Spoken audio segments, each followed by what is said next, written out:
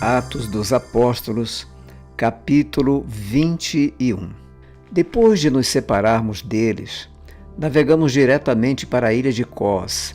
No dia seguinte, chegamos a Rhodes e dali fomos a Pátara. Encontrando um navio que ia para a Fenícia, embarcamos nele, seguindo viagem. Quando a ilha de Chipre já estava à vista, deixando-a à esquerda, navegamos para a Síria e chegamos a Tiro, pois o navio devia ser descarregado ali. Encontrando os discípulos, permanecemos lá durante 7 dias. Movidos pelo Espírito, eles recomendavam a Paulo que não fosse a Jerusalém. Passados aqueles dias, saímos para continuar a viagem. Todos os discípulos, cada um com a sua mulher e os seus filhos, nos acompanharam até fora da cidade e, ajoelhados na praia, oramos. Despedindo-nos uns dos outros, embarcamos e eles voltaram para casa.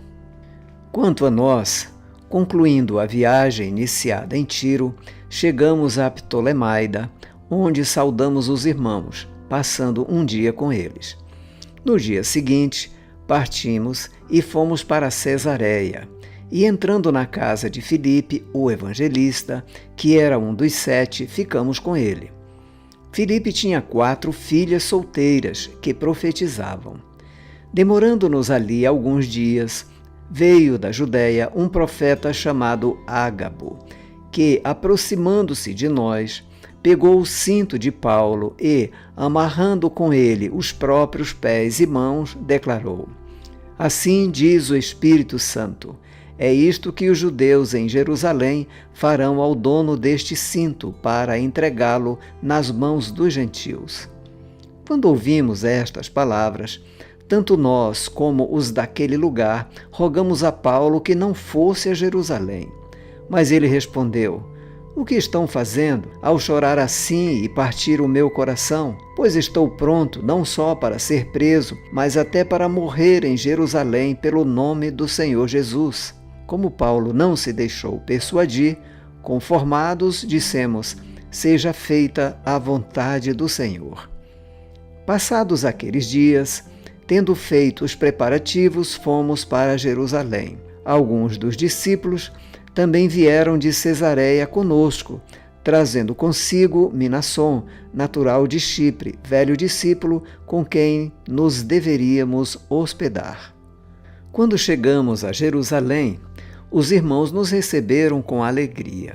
No dia seguinte, Paulo foi conosco encontrar-se com Tiago, e todos os presbíteros se reuniram. E, tendo-os saudado, contou em detalhes o que Deus tinha feito entre os gentios por seu ministério. Ouvindo isso, eles deram glória a Deus e lhe disseram: Você percebe, irmão, que há milhares de judeus que creram, e todos são zelosos da lei. Eles foram informados que você ensina todos os judeus entre os gentios a apostatarem de Moisés, dizendo-lhes que não devem circuncidar os filhos nem andar segundo os costumes da lei. Que faremos, então? Certamente saberão que você já chegou. Faça, portanto, o que vamos dizer. Estão entre nós 4 homens que, voluntariamente, fizeram um voto. Leve esses homens, participe da cerimônia de purificação com eles e pague a despesa deles, para que rapem a cabeça. Assim, todos saberão que não procede a informação que receberam a respeito de você e que, pelo contrário, você mesmo vive de conformidade com a lei. Quando os gentios que creram, já lhes transmitimos decisões para que se abstenham das coisas sacrificadas a ídolos, do sangue, da carne de animais sufocados e da imoralidade sexual.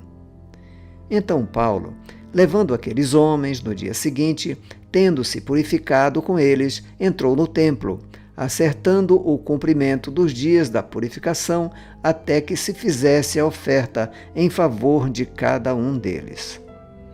Quando já estavam por findar os 7 dias, Os judeus que tinham vindo da província da Ásia, ao verem Paulo no templo, alvoroçaram todo o povo e o agarraram, gritando: Israelitas, socorro! Este é o homem que por toda parte anda ensinando todos a serem contra o povo, contra a lei e contra este lugar. E mais ainda, introduziu até gregos no templo e profanou este recinto sagrado. Disseram isso, pois antes tinham visto Trófimo, o Efésio, em sua companhia na cidade e pensavam que Paulo o havia levado para dentro do templo. Toda a cidade ficou em grande alvoroço e o povo veio correndo. Agarraram Paulo e o arrastaram para fora do templo e imediatamente as portas foram fechadas. Procurando eles matá-lo, chegou ao conhecimento do comandante das tropas romanas que toda a Jerusalém estava amotinada.